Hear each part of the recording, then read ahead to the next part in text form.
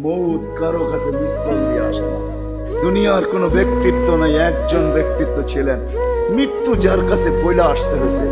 আল্লাহ নিজে বলছেন মালাকুল মৌতকে, বন্ধুর কাছে যাবে, অনুমতি দিলে ঢুকবে, নাইলে ঢুকবে না। অনুমতি নিয়ে বুকে হাত রাখবে, নাইলে রাখবে না। আমার বন্ধুর অনুমতি ছাড়া হাত রাখবে না বুকে। একজনই দুনিয়াতে ব্যক্তিত্ব ছিল যার কাছে অনুমতি নিয়ে আসছে, কারো কাছে আজ পর্যন্ত অনুমতি নিয়ে আসে আর আসবেও না। সত্য এটাই। এই জন্য আসেন, ওই জান্নাত, এটাই আমাদের ছোট জীবনটার উদ্দেশ্য। এই জন্যই আল্লাহ ডেলি ডাকে, 5 বেলা ডাকে, গ্যারান্টি দিয়া ডাকে, সিল লাগায় ডাকে। ইদা সালুহা সালুহা সাইরুল আমাল।